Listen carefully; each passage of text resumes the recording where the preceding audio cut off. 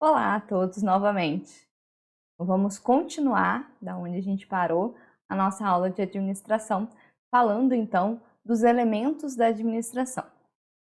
Então, na última aula, a gente estava falando sobre o planejamento e da importância que é então planejar para que a gente consiga o quê? Dimensionar todos os nossos recursos nas nossas atividades. O planejamento prévio ajuda, né, a organizar, que é o que a gente vai ver agora, a organizar todo o sistema produtivo.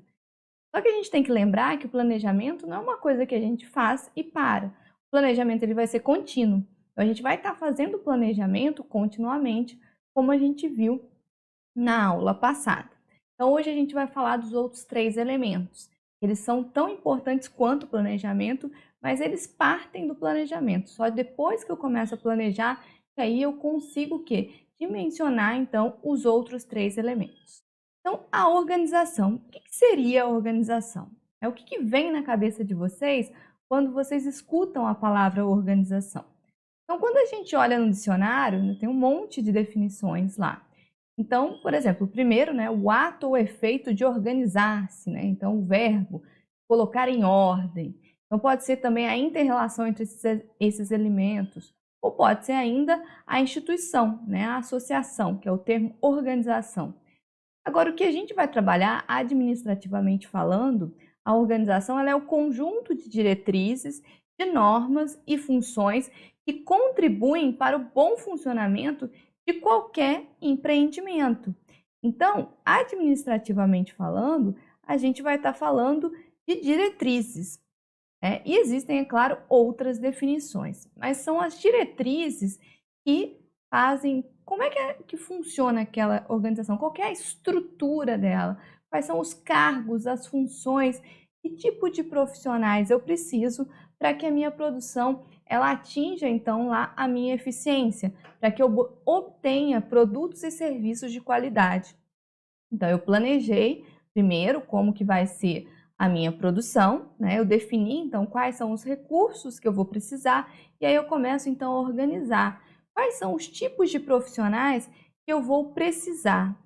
Então, a organização, ele é o elemento responsável por determinar exatamente quais os recursos e as atividades são realmente necessários para você atribuir as metas e é o ponto onde eu começo a atribuir responsabilidades e autoridades. Então, é onde eu começo a falar quais são os cargos necessários para que a minha produção funcione. Então, quando eu penso numa serraria, que tipo de funcionários eu preciso? Além de mim, que vai ser o dono da serraria, por exemplo. Então, eu vou precisar de operadores de máquina, eu vou precisar do que mais? Eu vou precisar de uma parte administrativa. Então, que tipo de profissionais, que tipo de cargos, como que vai funcionar a minha produção? Então, quer dizer, o meu layout que eu defini lá atrás no planejamento, ele que me ajuda, então, agora a eu compor essa organização. A organização ela é responsável por essa definição das tarefas, né? Então, quando a gente fala da especialização, então lembra lá atrás que a gente estudou nas teorias administrativas, né? Da importância da especialização de trabalho. Então, tem alguns pontos que é importante você ter profissionais especializados, em outros não. Então, ele vai avaliar também as habilidades, as aptidões, as experiências. Então, sabe quando você vai olhar um cargo e aí aquele cargo ele requer experiência naquela atividade? Então, você vai definir se você precisa ou não de experiência prévia. Então, eles são normalmente divididos em órgãos, né, e em hierarquias. Então, eu vou segmentar como que vai ficar segmentada a minha produção e que tipo de profissionais eu preciso. E essas relações e inter-relações, né, que a gente vai ver mais para frente ainda na aula, né, da gestão de pessoas, mas a gente vê que surge uma relação formal e informal a partir da minha organização da minha empresa. Então, vamos dizer que diretamente o que é a organização? Ela é quem define quem vai fazer o que com o que. Assim, ou seja, quem que é responsável por cada atividade. Então, eu defino o cargo, a função. Outra coisa, quando eu estou definindo a minha organização, eu não estou nominando, entendeu? Eu estou definindo, olha, eu preciso de um engenheiro florestal, preciso de um engenheiro agrônomo, preciso de um engenheiro de produção, né? Eu preciso de um gestor administrativo, eu preciso de alguém com experiência, né, em produção ou experiência em serraria. Então, eu estou definindo quais são os pré-requisitos para aquela função. É claro que a organização ela também pode ser revista ao longo do tempo, caso a organização ela vá aumentando ou ela vá diminuindo, tá? Tudo pode ser revisto ao longo do tempo. Como eu falei para vocês, o planejamento é importante, planejamento prévio, mas é mais importante ainda o planejamento contínuo e a revisão dos demais elementos, que é a organização, a direção e o controle. Então, para mim conseguir definir a minha organização, é muito importante que anteriormente eu conheça o meu processo produtivo. Então, eu preciso conhecer muito bem como que funciona, quais são as fases do meu processo produtivo. E aí, uma ferramenta muito boa para poder o quê? Eu olhar, eu visualizar como que funciona o meu processo produtivo é o fluxograma. Então, o fluxograma, ele traz detalhadamente todas as fases do projeto, ou do processo, vamos dizer assim. E aí você consegue identificar quais são o que os profissionais responsáveis por cada fase. Então, o fluxograma, ele te auxilia a fazer essa organização. É uma ferramenta prioritária para pós o planejamento, né, em conjunto com o planejamento, para você começar a organizar, então, a estrutura da sua empresa. Bom, e aí você entra no chamado da estrutura organizacional. Vocês já devem ter ouvido falar nisso. Que é o que? Você definir como que vai ser o organograma da sua empresa, que nada mais é do que a visão gráfica dos cargos e responsabilidades. Então, ele é importante para deixar claro aos funcionários e a todos os stakeholders quem que está, né, quais são os cargos dentro daquela estrutura da empresa. Então, como que esses cargos se relacionam entre si? O organograma é essa visão gráfica, assim como o fluxograma é uma visão gráfica do processo produtivo. Então, o organograma é a visão gráfica da estrutura organizacional da empresa. E aí a gente tem diferentes tipos de estrutura organizacional. Eles vão ter normalmente, né, esses mesmos componentes aqui, que é o retângulo, as linhas de comunicação, e aí você tem, né, a divisão horizontal de trabalho, que é igual, né, a hierarquia, e, né, de forma vertical entra a cadeia de comando e controle ou a cadeia de autoridade e hierarquia. Então esse é o organograma básico, né, dos componentes básicos para você fazer. E a gente tem alguns tipos de estrutura organizacional. Não vou me demorar muito aqui, tá? Porque isso daí vai ser característico de cada tipo de empresa, entendeu? Cada tipo de empresa vai ter um tipo de organização que vai ser melhor, que vai funcionar melhor para ela. Então, pode variar. Vou apresentar 4 modelos para vocês. O primeiro é o mais clássico, o mais simples, né, e o mais antigo, que advém daquelas estruturas que a gente viu lá atrás, então da ideia do exército, da ideia da igreja, é aquela estrutura linear, né, hierárquica piramidal. Né? Então, nenhum segredo aqui na estrutura organizacional linear, que é a estrutura piramidal, a mais simples. Né? Você tem um presidente e vai descendo as hierarquias. Nada de diferente, vocês já viram isso até em muitas empresas. Então, qual que são as vantagens e desvantagens desse sistema? A vantagem é que ela é clara, né? Eu consigo indicar as responsabilidades muito mais fácil, maior agilidade na tomada de decisão, porque é tudo centralizado, né? Eu consigo compreender muito mais rápido e as linhas de comunicação são formais e diretas. As desvantagens, né? Eu reduzo a especialização, então eu não trabalho com especialização, eu começo a sobrecarregar os líderes, porque é tudo centralizado, e o trabalho é voltado para o cumprimento de ordens, né? Já que eu vim daquela estrutura de comando e controle lá do Exército. Então, eu acabo não tendo muito a ideia de cooperação, de espírito de equipe. É uma estrutura mais engessada ou é uma estrutura mais fácil para pequenas empresas.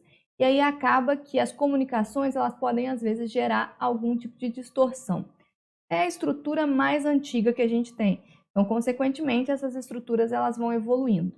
A partir dessa, a gente tem a estrutura funcional, que ela é basicamente a mesma estrutura, só que eu começo a dividir por departamentos, né? A estrutura departamental que a gente chama. Então, ao invés de eu ter as gerências, eu começo a ter específico. Então, eu tenho um departamento de produção, financeiro, de marketing, de vendas. Então, eu começo a separar por tipo de função. Isso traz de volta a especialização, mas continua com alguns problemas da mesma estrutura linear. Então, eu começo a ter uma autoridade funcional dividida, né? Porque eu tenho, então, a partir desse momento, as funções, né, divididas por departamentos. Mas aí, às vezes, começa a ter prioridades por departamento. Então, às vezes há essa falha de comunicação por entender que cada departamento ele só está ligado à diretoria. Então, às vezes, dá esses probleminhas. Mas ele vai facilitar a especialização, né, nos escalões hierárquicos, ele dá essa ênfase à especialização e ao aperfeiçoamento e também continua tendo as linhas diretas de comunicação, que é algo que já vinha da estrutura hierárquica linear anterior, tá? Então, esse daí foi o que vamos dizer assim, a evolução do sistema linear e é o sistema mais comum que a gente vê na maioria das empresas hoje, né? A implementação às vezes é mais dispendiosa porque eu tenho um maior número de especialistas, né? E às vezes esses especialistas pode gerar uma certa confusão quando se cruza. Então é quando no setor florestal, por exemplo, você tem o gerente de silvicultura, você tem o gerente de colheita, e às vezes um não conversa muito com o outro, ou um acha que o dele é mais importante. Então não, elas têm que se comunicar. E aí entra aquela ideia da comunicação sistêmica, que a gente vai falar, está lá dentro da direção, né? Da importância de ter uma direção que olhe como um todo. Uma outra estrutura que existe, principalmente quando eu tenho várias fábricas, né, em vários locais, é a chamada estrutura matricial. E aí, nesse modelo, eu começo a ter, cada colaborador ele tem 2 chefes ao mesmo tempo. Então, eu saio daquela estrutura centralizada de comando e controle de ter um chefe só. Então, se vocês olharem no exemplo aqui, você tem uma direção geral, mas, por exemplo, você tem um produto A e um produto B. E aí você tem os departamentos, tá vendo? Então você juntou uma coisa com a outra. Então você tem os departamentos. Então eu dei o exemplo aqui. A gerência de produção, a gerência de venda e a gerência financeira. Então o produto A, ele passa por todas essas gerências, assim como o produto B. Só que aí eu tenho uma pessoa responsável pelo produto A e outra pessoa responsável pelo produto B. Então eu tenho 2 gerências. Só que essas 2 gerências, elas não interferem entre si, né? Cada uma é responsável por um tipo de produto. Só que as outras gerências, elas interferem nas 2 tipos de produção, entendeu? É como, sei lá, uma montadora, por exemplo. Então, vamos pensar na Toyota. Então, eu tenho a produção, né, do Etios e tenho a produção do Corolla. Então, por exemplo, eu tenho que a gerência de produção do Corolla e tenho a gerência de produção do Etios, mas todas elas respondem à direção geral, que é a fábrica da Toyota. E todas elas, o que? Eu preciso cumprir as regras de produção, as regras de vendas e a parte financeira. Então, eu funciono de uma forma matricial. Normalmente, em linhas de produção, que eu tenho vários produtos, acontece isso.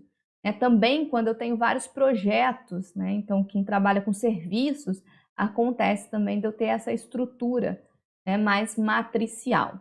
Bom, e aí quais são as vantagens e desvantagens desse tipo de organização?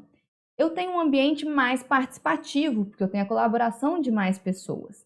Eu tenho a cooperação de profissionais, né, dos níveis mais baixos da hierarquia, então eu começo a ter a participação dos funcionários. Eu amplio a interdependência entre setores, então eu obrigo, vamos dizer assim, esses setores a se comunicarem mais, então a ter uma melhor comunicação. E eu consigo controlar mais os resultados, porque eu passo a ter 2 chefias, né, e aí as pessoas elas estão em mais contato. Mas eu posso ter alguns outros problemas. Então, essa dupla subordinação pode gerar um conflito de interesses, pode gerar uma competição. Alguns funcionários não conseguem ter essa adaptação, porque eu estou respondendo a 2 pessoas ao mesmo tempo. Então, às vezes, isso gera uma problemática, né? E se eu não tiver uma boa comunicação, pode ter problema. Mas, de uma forma geral, é uma estrutura que permite uma melhor interação entre os setores e uma melhor interação entre os funcionários, tá? Então, eu começo a ter maior interação. Então, essa estrutura matricial já é uma coisa mais nova, né, que a gente vai ter conforme a gente foi avançando dentro das empresas. E aí, por fim, a gente tem a chamada estrutura circular, radial ou em rede. ela é mais recente, porque eu não tenho uma hierarquia, né, uma centralização exatamente. E ela cresceu muito, principalmente nos últimos anos, com essa ideia do home office. E deve ter crescido mais ainda neste ano, né? Como que assim? É uma empresa que presta serviços, né? Então, por exemplo, eu posso ter várias outras pequenas empresas que prestam serviços para mim. E aí eu não tenho vamos dizer, uma hierarquia sobre ela, elas têm que me entregar os projetos, né? Então, como vocês podem ver no exemplo. Aí eu tenho o quê? Uma direção central de RH, que é responsável pelo pagamento de todas essas. Eu posso ter empresas em diferentes países, eu vou mandar esses produtos para diferentes países. Então, em cada país eu tenho uma central que é responsável por essas vendas, que é responsável por este marketing. E aí eu tenho o financeiro, que faz minha contabilidade geral. Então, eu tenho uma centralização, que faz essa padronização, as coisas, mas ela não é hierárquica, porque acaba que você contrata as várias outras empresas para vários outros tipos de serviços. Então, isso é muito comum quando o seu serviço, ele não necessariamente depende de uma estrutura física de produção. Então, quando eu não preciso de uma estrutura física de produção, essa estrutura organizacional, ela funciona muito melhor do que as demais, porque eu não preciso ter aquela rigidez, aquela regra de comunicação hierárquica que eu tenho nos outros setores. Então, quanto menos dependência da estrutura física eu tenho, mais eu parto para essa estrutura organizacional que a gente chama que é em rede, certo? E aí, como vantagens e desvantagens, o quê? Ela se torna muito mais competitiva, porque eu posso contratar pessoas de diferentes locais, né? E aí eu só contrato o serviço quando é realmente necessário. Os meus custos administrativos, eles caem, eles são mais baixos. Por isso que ele acaba sendo um tipo de organização muito interessante para empresas menores, né, ou de médio porte, sem necessidade de estrutura física. A desvantagem, né, que sem essa cultura corporativa eu posso não ter o comprometimento desejado. Então, eu contratei uma empresa, pode ser que ela não me preste o serviço de qualidade que eu estava esperando. Né? Se eu tiver algum tipo de falha eletrônica, olha só, né, o momento que a gente está vivendo. A gente é totalmente dependente da internet, né, da energia elétrica, então se a gente tiver essas falhas, ela pode comprometer. E aí a organização ela não tem o controle de todas as operações exatas da empresa em tempo real. Eu tenho que aguardar os feedbacks, ou o que foi contratado e por aí vai. Então, a estrutura organizacional que você vai ter, ela vai depender muito do seu tipo de produto ou do seu tipo de serviço. E isso é importante quando você está lá planejando. E aí é nesse momento que você vai olhar, olha, eu preciso efetivamente desses profissionais contratar em tempo integral ou não? Eu vou contratar só quando for necessário. E aí a sua estrutura ela vai variar. Então, é importante que vocês conheçam os tipos de estrutura, mas não se apeguem muito a ele, porque isso é muito variável de acordo com o que você está desenvolvendo. Bom, então é só mais apresentar a vocês o que é importante na estrutura organizacional. Eu definir os meus cargos e as minhas responsabilidades. Isso é o mais importante dentro da organização. E aí, como que vai ser isso? Vai ser de acordo com o que for melhor para a sua produção, tá? Bom, e aí vem a direção. Então, a direção ela está muito linkada com a organização. A direção, quando a gente olha, né, lá no dicionário, tinha um monte. Se vocês olharem lá na apostila, tem um monte de definições, né, do que é direção. Então, o ato de dirigir, né, e a gente vai usar aqui do 3 para o 8. Posto de líder, né, a pessoa ou grupo de pessoas que administra a empresa, administração de negócios, departamento que o diretor ou diretoria, né, de uma empresa, cargo de diretor, conceito, ensino, preceitos. Então, é quem dá a direção, quem mostra o norte, quem aponta para onde tem que ir. Então, mesmo lá na sua organização, você já vai definir quais são os cargos que vão fazer a gestão da sua empresa. Então, eu queria deixar bem claro aqui, foi por isso que eu comecei essa apresentação, né, tinha um monte de mãos juntas. O que que é? A direção, ela lida com pessoas. Então, a essência de uma boa administração é uma direção que entende que ela é responsável por instruir as equipes, para colocar em prática que tudo seja executado. Então, é a pessoa que dá o direcionamento, que dá o ensinamento, que mostra o caminho.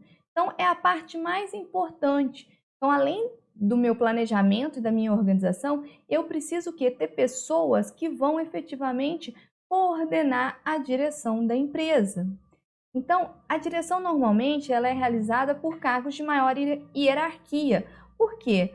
Porque são as pessoas que vão tomar as decisões, que vão liderar, né? Então, a gente parte do pressuposto que essas pessoas elas já tenham conhecimentos técnicos, né? E uma certa experiência. Então, ela é responsável por fazer o acontecer. Então, normalmente os cargos de direção, eles vão ser os cargos que vão te pedir experiência, porque você precisa já ter uma noção de como que aquilo funciona. Então, é absolutamente normal os cargos de direção pedirem experiência na área. Então, quando a gente fala de direção do setor florestal, a gente costuma dizer que assim, você parte do técnico, né? Então, você é engenheiro florestal, no início você tem muito conhecimento técnico, e com o tempo você vai aprendendo esse gerenciamento de pessoas, principalmente, vai ganhando experiência e você acaba se tornando mais administrativo, né? Mais um gestor. Então você parte do seu conhecimento técnico e com a sua experiência você começa então a assumir os cargos de direção. Por que isso é tão importante? Porque de forma ampla, né, a direção ela precisa estar atenta ao comportamento das pessoas. Para que o quê? Para que eu consiga alcançar os meus objetivos e as minhas metas, que é realizar a minha produção. E aí a gente tem comportamentos individuais e comportamentos de grupo. Então a direção ela tem que estar atenta a essas características. Quando eu falo de características individuais, então eu estou especificamente olhando cada funcionário. E aí cada pessoa, né, individualmente falando, ela tem características o quê? De atitude, de iniciativa, de personalidade, de percepção e de aprendizagem. Por que eu estou falando isso? Porque quando a gente contrata alguém, vocês vão se tornar gestores. Então, aquela vaga, então vamos voltar lá atrás na organização. Então, na organização, eu defini qual era o meu cargo e quais eram as suas responsabilidades. Então, vamos dizer que eu preciso de um engenheiro florestal. Então, o cargo é para o engenheiro florestal e nesse momento que ele não precisa ter experiência. Então, o que eu necessito para aquele cargo é o conhecimento, ou seja, a graduação em engenharia florestal. Só que ao longo do tempo, então, essa direção, então o gestor, né, que é responsável por esse engenheiro florestal, ele vai proporcionar o desenvolvimento das suas habilidades, do seu julgamento, para que ele tenha atitudes e lá na frente ele possa, então, fazer parte da direção. E é aí que a gente fala que as empresas estão em busca de talentos, porque quando você consegue desenvolver essas características que são individuais naquele profissional, você começa a achar talentos, você começa a achar pessoas que gostam do que elas fazem. Como assim do que ela gosta? Então vamos pensar aqui, o que seria essa habilidade? Então parte do pressuposto que o que eu pedi foi a graduação de engenharia florestal. Então inicialmente eu vou querer que esse engenheiro ou essa engenheira florestal ela vai aplicar o conhecimento dela, ela vai transformar o conhecimento em resultado, vai resolver os problemas, vai oferecer soluções, vai começar a ter criatividade, inovação, agregar valor. Então, se vocês conversarem com os colegas de vocês que fizeram estágios em grandes empresas, você pode ver que eles sempre têm que desenvolver um projeto, porque eles estão procurando para ver se eles têm essas habilidades, se eles conseguem resolver os problemas e trazer soluções. Então, essa é a primeira parte. A segunda parte, então, a partir do pressuposto que já estou resolvendo os problemas, eu começo a olhar com espírito crítico, eu começo então a apontar prioridades. Então, lembra lá no planejamento? Ele começa a olhar com a cara ali daquele planejamento, definir o que é prioridade, buscar os dados, analisar o problema. Então, teve aquele problema, como é que eu faço para que esse problema não ocorra novamente? Então, eu vou analisar o que aconteceu, buscar soluções, mas a longo prazo, propor soluções e tomar decisões. Então, ele começa a ter o julgamento. E aí, a atitude, que é o que eu espero dele no final, que ele tenha uma atitude empreendedora, que ele assuma os riscos, então ele ofereça um novo projeto, ele queira colocar em prática, tenha ideias próprias, perseverança, para que ele chegue na autorrealização profissional. Então, as empresas buscam profissionais que sejam felizes com o que eles estão fazendo, com os cargos que eles têm. Com isso, com essa autorrealização profissional, fica muito mais fácil a direção poder motivar. Então, e é justamente nisso que eu vou chegar, como que eu faço então para alcançar todos isso, né? A habilidade é mais fácil, mas o julgamento e a atitude, a direção em que vai moldando para que o profissional cresça, principalmente os profissionais sem experiência, tá? Então, direciona quem está começando os primeiros empregos, né? Os primeiros anos de trabalho. E aí, justamente, a gente tem 3 características que são muito importantes para você ter uma boa direção: a motivação, a liderança e a comunicação. A primeira delas, a motivação. Então, eu quero que o meu profissional ele chegue lá na minha autorrealização. Quando eu falo de motivação, de forma genérica, né, voltando para o trabalho, seria um estado psicológico de disposição, interesse ou vontade de realizar aquelas tarefas. Então, ou seja, que eu vou feliz para o meu trabalho, né, para realizar as tarefas. Então, eu estou agradável naquele momento. É claro que e outra coisa que você tem que entender e que a direção ela precisa estar atenta é que não necessariamente o que motiva um funcionário motiva o outro. Então, existem vários fatores que podem influenciar nessa motivação. Então, é isso que precisa estar atento. E quando a gente fala de motivação, a gente tem 2 tipos de fatores. O fator externo, que a empresa pode colocar, então, bônus salarial, né? Então, quando eu falo, né, participação nos lucros da empresa, né, um bônus por atingir uma meta coletiva. Então, eu tenho o quê? Eu dou um estímulo externo. Ou eu posso ter um fator interno, que aí já são aqueles fatores que não originam dos outros, mas individuais, justamente para essa autorrealização profissional. E esse está muito mais ligado com a direção, com o gestor da empresa. Nesse sentido, né, tem esse estudioso aqui que ele falou o seguinte, né, o Frederick, que a motivação ele está ligado aos 2 tipos de fatores, né, os motivacionais e os higiênicos, que são do ambiente de trabalho.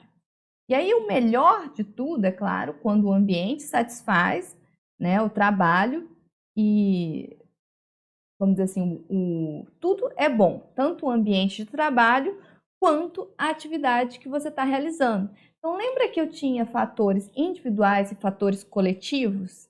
Então, isso também influencia. Então, vamos pensar assim, os motivacionais. Vamos dizer que o trabalho é muito bom, mas o ambiente não é bom. Então, você vai para um lugar onde está quente, não tem ar-condicionado, você não tem uma mesa que é satisfatória, ou você demora muito para chegar lá, o transporte não é bom.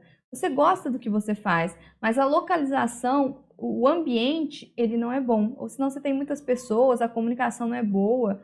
Então, assim, o seu cargo, a sua gestão tá ok, mas o ambiente não te favorece. Você pode ter o outro quando o ambiente te favorece, então a empresa é muito boa, né? Você gosta de onde você está, mas o cargo que você está não te satisfaz. Então, às vezes, quando você vai para uma empresa que não é bem da sua graduação, né? Não é bem o que você estudou, então você tem esses 2 extremos. Ou você pode ter os 2, né? Quando o ambiente é bom e o cargo te motiva. Então, as 2 coisas, você une, então, fator externo e fator interno. E pode ser o contrário também. Se você tiver nessa caixinha vermelha que está aqui, né, pense que você tem que mudar de trabalho. Então, guardem isso para vocês. O ambiente de trabalho não é bom e o cargo que você está também não é bom. Então, se você está numa situação assim, se você está fazendo um estágio é temporário, né? Mas em outras coisas, ou se mesmo na graduação, no curso aqui que você está fazendo, bem que a gente está no final do curso, mas se nada está te agradando, né, nem a rural, nem as matérias, nem nada que você faz, então ligar um fator de alerta. Então, ele fala que tem esses 2 fatores, né? Tanto os fatores motivacionais quanto os fatores higiênicos, que seriam os fatores estruturais da empresa. Então, por isso que eu falo, os fatores externos que a empresa pode te oferecer. Então, se ela te dá uma boa condição de trabalho, mas mesmo que você não esteja exatamente no cargo que você quer, você tende a ficar. Então, a direção ela está sempre atenta a essas 2 coisas para poder o quê? Melhorar a motivação. E aí a motivação, ela é ligada diretamente à liderança. Porque como que eu consigo motivar?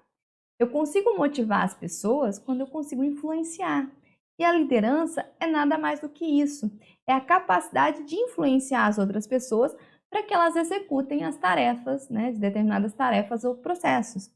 Então, a liderança ela é considerada um fenômeno social. Por muito tempo, a gente falou que a liderança era algo nato, né? Então, as pessoas que nascem líder, que têm essa característica de liderança. Mas não é assim, tá? A liderança se aprende. Então, e aí, o que que acontece? A liderança, muitas vezes, ela é associada a cargos de chefia, e não é bem assim, tá? Liderança é aquela pessoa que consegue trazer essa motivação aos grupos. É claro que eu preciso de chefias que sejam bons líderes, e é por isso que grande parte das empresas, nos últimos anos, começou a investir em cursos de liderança, mesmo em curto prazo. Para o quê? Para que esses líderes eles consigam estar atentos aos fatores de motivação, para implementar uma boa gestão. Lembrando que direção está ligado com pessoas. Então, eu preciso estar atento tanto às minhas questões individuais de cada profissional, quanto das questões coletivas, né? E aí eu trouxe aqui para vocês essa foto. Eu sempre gosto de mostrar isso nas minhas aulas. Eu achei isso aqui na internet e eu achei isso fantástico. Por quê, né? Vamos pensar, né? Vocês estão vendo, a gente está falando de matriz, né? Então você tem uma matriz aqui. E aí você tem todos os extremos, né? Vamos dizer assim, você tem de um lado, então aqui no meu Y, eu tenho a preocupação com as pessoas, e no meu X, aqui no meu eixo, eu tenho a preocupação com a produção. Então, vamos pensar em líderes. Então, muito tempo atrás, né? Muito tempo não, né? Décadas atrás, então quando a gente começou lá, lembra nas teorias administrativas que a gente falou? A gente a gente foi desenvolvendo o caminho de uma gerência de tarefas, né? Então, a linha de baixo aqui no X. Então, eu tinha muita preocupação com a produção e pouca preocupação com as pessoas, né? Então, eu desenvolvi essa linha. Só que quando eu tenho uma pouca preocupação com as pessoas, eu não motivo. E aí eu perco produtividade, não é isso? Sem motivação, eu perco produtividade. Então não adianta eu só focar nos padrões, na produção, que tem que ser feito, cumprir horário, cumprir regras. E só isso não vai funcionar. Eu tenho que olhar aqueles outros fatores motivacionais. A gente vai ver tudo isso melhor na aula de gestão de pessoas. Aqui é um pouquinho disso. E aí eu tenho no meio, que seria a gerência meio termo, né, que se preocupa um pouco com a produção, um pouco para as pessoas. Tem do outro lado, no outro extremo, né, que eu costumo dizer que é a gerência política. Estamos em ano de eleição, não estamos? Então, a gerência clube de campo, né, então vai ajudar as pessoas o máximo possível. Não, você quer faltar, pode ir, teu filho está doente. Né? Então tem funcionário que já é o quê? Já perdeu a avó não sei quantas vezes. Então aquela gerência clube de campo, e aí a produtividade está lá embaixo. Então, nenhum desses pontos, ele é o melhor. O melhor, eu vou estar lá no alto, com X e com Y máximo, né? Que eu falo que é a gerência e equipe. Então, um bom líder é aquele que consegue motivar, é aquele que consegue levar seus funcionários a ter uma autorrealização profissional. E quando ele tem uma autorrealização, quando ele gosta do que ele está trabalhando, do que ele está fazendo, consequentemente a produtividade dele vai ser boa. Então, consequentemente, a produtividade da empresa vai ser boa. Então, liderança é isso, é você conseguir tirar o melhor do seu funcionário, mas sem necessariamente você estar o quê? Cobrando dele o tempo todo, né? Você precisa direcionar. Um bom líder é aquele que direciona, não é aquele que sabe todas as respostas, é aquele que indica o caminho, é aquele que impulsiona a criatividade. Então, se tem um problema, você impulsiona ele a resolver, a oferecer soluções, não é? Então, liderança implica em transformar conhecimento em talento. Então, é justamente o que a gente viu lá no comecinho das características individuais, né? Que eu peguei o conhecimento, né? A habilidade de julgamento para eu chegar, enfim, né? No talento, para eu desenvolver esse profissional. Então, um bom líder é aquele que consegue desenvolver os profissionais para que eles tenham essa autorrealização e eles consigam desenvolver bem produtivamente, certo? E para ter uma boa liderança, eu também tenho que ter um bom processo de comunicação. E esse, muitas vezes, é o principal problema dentro de uma empresa. Eu posso até ter benefícios de motivação, mas se a liderança não conseguir lidar com a comunicação, eu gero ruídos, né? E aí, o que acontece? A comunicação ela é um exercício mútuo e conjunto, não é? Eu vou falar. Então, todos os setores, eles precisam se comunicar. Então, lembra daquela ideia que a gente viu que a administração ela evoluiu para uma questão sistêmica? Então, quando eu falo de algo sistêmico, eu falo que todos os meus setores, então lembra lá da organização, todos esses setores que eu dividi, ele precisa se comunicar. Se isso não se comunicar bem, eu começo a ter problemas. Então, vocês viram lá que nas minhas vantagens e desvantagens da organização, eu estava o tempo todo falando de comunicação. A comunicação ela é fundamental. Então, quando eu comecei a falar de ruído, ruído é qualquer coisa que atrapalha a comunicação. Então, por exemplo, se eu tivesse aqui um barulho de uma música, se eu tivesse alguém falando aqui, ia estar atrapalhando essa gravação, e aí ia ter ruído, ia ter dificuldade para vocês escutarem. Então, qualquer coisa que possa atrapalhar o processo de comunicação. Quais são, então, esses tipos? A primeira coisa, né, que a direção vai lidar diretamente são com as barreiras pessoais. Então, está ligado à parte emocional. E aí, o que acontece? Você tem que ter uma forma de que as pessoas se comuniquem de uma linguagem mais formal dentro do seu ambiente. Então, você criar mecanismos mais formais facilita para diminuir, né, essas má interpretações, a forma de falar. Né? É claro que sempre vai existir isso, mas é a direção que precisa dar esse norte para o quê? Minimizar, então, essas barreiras pessoais. Segunda coisa são as barreiras físicas, e aí é a parte estrutural.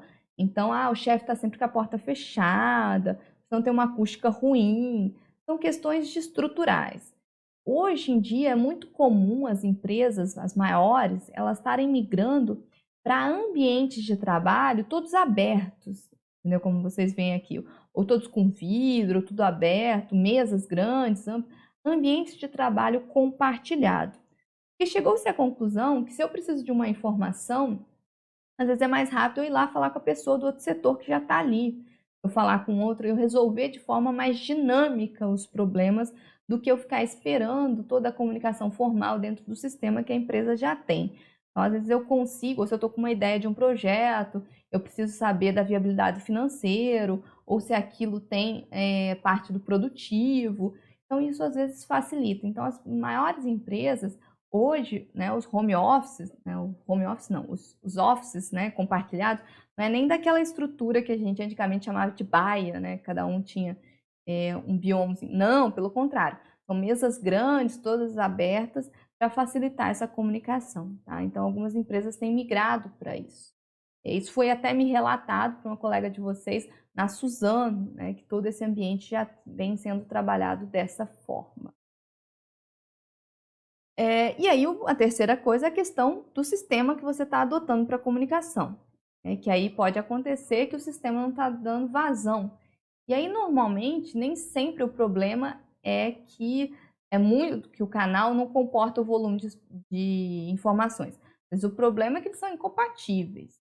Então, algo que está acontecendo agora, principalmente nesse momento de pandemia, é que as pessoas têm adotado o WhatsApp como um mecanismo de comunicação formal. E ele nem sempre é o melhor mecanismo. É você mandar um áudio muito longo para a pessoa não vai ter tempo para ouvir. Então, ela deixa de ouvir aquilo e não faz. Então, às vezes, esses mecanismos que a gente está trazendo, eles não estão funcionando tão bem, e aí ele pode gerar ruídos. Então, é preciso observar quais são os seus canais de comunicação e quais são os canais melhores para você estar podendo desenvolver melhor a produção. E isso, quem tem sempre que estar observando isso é a direção. E aí, por fim, né, a gente sabe que sempre vai ter numa empresa a comunicação formal e a informal. Né? Então, a informal são as fofocas, né, as conversas, coisas mais pessoais. É normal, gente. Se você tiver um grupo de pessoas, né, principalmente se tiver, mesmo que está trabalhando em equipe, tudo bem formado, as pessoas vão estar conversando. E aí cabe à direção ela conseguir ter esse bom equilíbrio. Porque eu tenho que gerenciar a primeira parte lá, que são as barreiras emocionais. Então, esses canais de comunicação, eles precisam estar... Não é que você não possa usar o WhatsApp, mas às vezes é preferível você estar usando os canais de e-mail, né, de você estar fazendo uma ligação, de você marcar uma reunião, nesse momento que a gente está de isolamento social. Num momento presencial, você procurar a pessoa, você verificar. Então, existem outros trâmites. Você juntar a comunicação informal com a formal. Então, cabe à direção também mostrar essas coisas para os funcionários novos, né? Como balancear tudo isso. Isso é tudo um equilíbrio. As duas comunicações vão sempre existir. cabe à direção fazer esse balanço. Não é algo fácil. Bom, gente, por isso que a liderança, ela é difícil e muitas vezes é preciso treinamento em liderança. Então, uma boa direção vai ter que juntar essas 3 características: motivação, liderança e comunicação, certo? E para a gente fechar, né, o nosso quarteto dos elementos da administração, o controle. E aí, né, o controle, o que é o controle? Ele representa o acompanhamento, o monitoramento, a avaliação de desempenho da empresa. Então, qual foi o desempenho? Eu não tracei lá no início objetivos e metas? Então, eu preciso saber se eu atingi esses objetivos e metas. Então, nada mais é do que eu fazer uma medição para ver se eu consegui cumprir os meus objetivos e metas. A princípio parece muito simples, né? Mas o que aconteceu na maior parte das empresas, isso veio muito com a implementação da gestão da qualidade, né, que vocês devem ter visto na disciplina ou estão vendo agora, que era um pouco dessa fiscalização. Quando a gente olha o que significa controlar, né, o verbo controlar no dicionário, vocês estão vendo aqui, ó, exercer o controle, né, sobre algo ou alguém, examinar, fiscalizar, inspecionar, ter o seu domínio, né, ter a sua vigilância. Então, quando eu falava nas empresas que eu ia estabelecer métodos de controle, as pessoas ficavam loucas, porque era muito associado à vigilância, como se eu estivesse vigiando o funcionário. Ah, o que eu estou fazendo? O que eu estou cumprindo? Está aqui, eu tenho... E surgiu diversos relatórios, né, diversas ferramentas e tudo mais. Então, os processos de auditoria. Então, no início foi realmente muito difícil essas implementações dos métodos de controle. Mas eles são necessários, senão você não vai saber se o planejamento está sendo cumprido. No contexto administrativo, nada mais é do que um esforço para me gerar informação para verificar a execução das tarefas, né, das atividades, dos processos, e justamente para eu saber, né, se os meus objetivos e as minhas metas foram cumpridos. Então, é a ideia de eu gerar informação. E aí, como que eu faço? Como é que eu estabeleço um mecanismo de controle? Então, a primeira coisa, eu vou ter que criar um padrão de avaliação. Eu vou ter que ter métricas de desempenho, então eu tenho que ter indicadores, né? Lembra que as metas, elas precisavam ser mensuráveis, lembra lá? É que a gente conversou lá no planejamento? Então, eu preciso ter métricas de desempenho. Aí eu vou o que então? Avaliar, vou medir, mensurar esse desempenho, vou comparar e, se necessário, eu vou então adotar medidas corretivas. Então, o controle é justamente para mim avaliar se o desempenho está em comum acordo com o que foi planejado. Mas eu tenho que tomar muito cuidado quando eu estou, então, criando esses padrões e eu estou estabelecendo esses indicadores de controle. Porque esses indicadores de controle, eles precisam ser maleáveis, eles precisam ser de fácil, né, de fácil entendimento, né, instantâneo e que permita a correção. Ele não pode só indicar o erro, ele tem que permitir que o desvio seja corrigido. Então, não é tão fácil estabelecer um mecanismo de controle. Então, por isso que também eu tenho que conhecer muito bem o meu processo produtivo. Porque lá no meu fluxograma, eu consigo apontar aonde é necessário ter os meus pontos de controle. E aí eu posso ter procedimentos qualitativos e procedimentos quantitativos. Em geral, as políticas das empresas, elas fazem as duas coisas, né? Fazem de forma conjugada. Os qualitativos são as auditorias, as observações pessoais, né? Os controles por relatório, por desempenho, que eu estou avaliando qualitativamente o funcionário. E eu tenho os quantitativos, que já são as análises que eu consigo mensurar. Então, eu vou trabalhar com gráficos, com desvio padrão, com análise de variância, orçamentos, relatórios contábeis. Então, quando eu estou avaliando custos. Então, tudo isso são procedimentos de controle que eu posso estabelecer. E aí, é claro, vai de cada atividade, de cada procedimento, de cada processo que eu estou estabelecendo aí. O controle ele não é único, tem vários tipos de controle. E ele vai variar de acordo com a sua produção. Ou com o que você está controlando, você está observando o desempenho. Então, aqui, por exemplo, a gente tem os exemplos de alguns desses indicadores. Então, eu posso estar avaliando quantidade, número de empregados, volume de produção, volume de vendas. Eu posso estar avaliando qualidade, então todos os padrões de qualidade, o atendimento ao cliente. Então, isso pode entrar dentro dos meus quesitos. Posso estar avaliando o tempo, o desempenho financeiro da empresa, por exemplo, você vai avaliar os seus custos. Então, custos fixos, variáveis, de entrega. Então, tudo que a gente viu lá em economia. Agora, se você está avaliando a produção em si, a qualidade, o tempo, a quantidade, então pode ser indicadores relacionados à produção, à parte técnica como um todo. Então, isso vai variar conforme o que você queira controlar, tá bom? E aí, o que eu preciso ter em mente? Eu preciso ter em mente aquele meu padrão lá, os meus parâmetros de desempenho. Quando eu estabelecer ele, eu vou precisar medir, eu vou precisar comparar e eu sempre vou fazendo essa execução. E aí, caso sejam necessários, eu tenho que implementar as medidas corretivas e preventivas. Então, o controle ele é muito associado aos mecanismos de gestão de qualidade. Então, vocês veem até mais profundamente lá nas ferramentas de qualidade.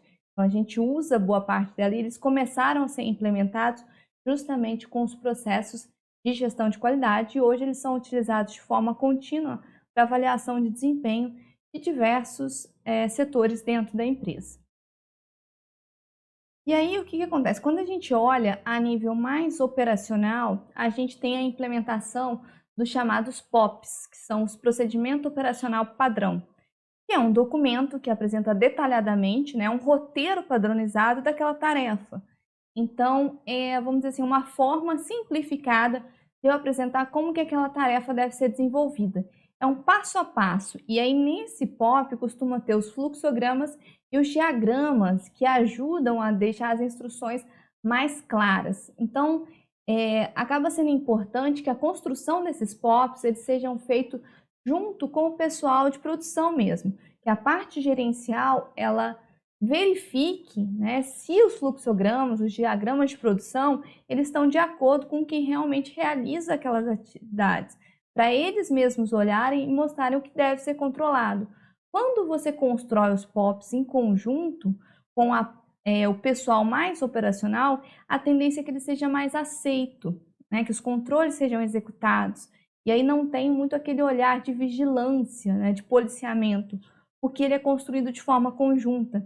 Então, quando você usa das ferramentas de brainstorm, por exemplo, para juntar lá com as equipes e ver o que elas acham das atividades, fica mais fácil de você construir os POPs e levar depois para eles. Então, os procedimentos que são operacionais, mesmo de tarefa, de atividade, de campo, é importante que haja essa construção, pelo menos com chefes de equipes. E isso no setor florestal é muito importante, porque é mais difícil de ser aceito, principalmente em atividades de campo, atividades mais manuais, eu dependo das pessoas. Hoje a gente está indo, é claro, para um processo cada vez mais mecanizado, que fica mais fácil de implementar esses controles, né, de uma forma mais mecanizada. Mas sempre quando eu tiver um maior número de pessoas, eu preciso de procedimentos bem delineados, né? E aí no final você coloca ali o que você deve medir. Por exemplo, isso aqui é um exemplo do setor florestal bem simples, bem direto de uma atividade manual. Tá? Vamos pensar numa aplicação de adubação de cobertura. Né? Então a gente sabe que para a planta ela não sofra injúria, você tem que ter uma distância mínima, né? Seja manual ou mecanizada, do adubo e da planta. Né? Então você tem essa distância mínima. Não vou entrar aqui no mérito da distância, tá? Isso aí depois vocês conversem lá com o Paulo, com o Eduardo, né? Que tem essa questão de adubação, né? Então não vou entrar aqui no mérito, mas é necessário essa distância. E aí cada empresa vai determinar. Então você tem uma distância determinada. E aí a finalidade do controle é verificar se essa aplicação está respeitando essa distância estabelecida. Então, por exemplo, eu posso implementar, né, um quadro para que no final do dia o encarregado ele meça essa distância de aplicação de 50 plantas. Então, todo dia no final do dia, aleatoriamente, ele vai escolher 50 plantas e vai fazer a medição. E vamos supor que a empresa admite 5% de falha. Como é que eu faço isso? Então, ele vai ter um instrumento, né, lá que ele vai ter com a medida, com a distância correta, e ele vai caminhar entre as plantas e vai medir essa distância D aqui, né, de 50 plantas, então ele vai medir essa distância do adubo. E aí ele vai colocar, né, então eu pus aqui a data, né, então dia 28, dia 29, dia 30, então tem que medir 5, E aí ele anota, por exemplo, as quantidades que está dentro do padrão recomendado. E aí ele faz uma continha de percentual bem simples, né? Então, um dia ele achou uma, no outro duas. Aí nos últimos 2 dias, ele achou o quê? Ele está com um percentual maior, fora do padrão estabelecido. Quando ele olha para aquilo, ele começa a verificar que está fora do padrão, isso permite que o próprio encarregado ele consiga observar se teve características fora do normal naquele dia. Então está ventando muito, né? Ou você tinha funcionários novos que está ali. O que pode estar influenciando nessa falha? E ele pode, ele mesmo, corrigir as falhas para que no dia seguinte eu volte a ter o mesmo padrão de qualidade. Então, esses controles operacionais permite que a atividade ela seja corrigida no ato, né? Que seja instantâneo. Então, lembra lá de uma das características de bons controles? Então, é isso, gente. O controle não necessariamente é algo grande. É claro que tudo isso vai ser somado, então todas essas informações elas vão alimentar um outro sistema macro e por aí vai, que vai chegar na gerência. Então, toda aquela ideia do planejamento, lembra? Operacional, tático, estratégico, então, todas essas informações, elas alimentam cada tipo de planejamento para as tomadas de decisões. Mas é importante que os itens de controle eles estejam estabelecidos do operacional para a gerência. Então, todos os pontos eles precisam ter os seus pontos de avaliação de desempenho. E quanto mais fácil que a pessoa que é responsável, o chefe de equipe, ele ter como controlar isso, melhor vai ser o seu controle de qualidade. Tá bom? Bom, e aí por fim, né, para a gente fechar os 4 elementos, eu posso dizer que o planejamento ele está na casa das ideias. Então ele é responsável por definir os objetivos, as metas e traçar os planos de ação. A organização ela vai delinear todos os recursos, né, então vai alocar quais são os recursos e principalmente as pessoas, né, para o atendimento. Então quer dizer, na verdade, que tipo de cargos, né, então quais são os recursos que eu preciso, quais são os tipos de profissionais, técnicos, administrativos. A direção, ela é mais relacionada com as pessoas, então, no sentido de direcionar essas pessoas para cumprir lá os meus planos e as minhas ações, né? Cumprir, então, os objetivos que foram delineados lá no planejamento, conforme a estrutura que eu delineei na organização, então a direção vai ser responsável por dar o norte, né, direcionar essas pessoas para cumprir então os objetivos. E por fim, o controle, que é a minha avaliação de resultados, e assegurar então que as metas foram cumpridas.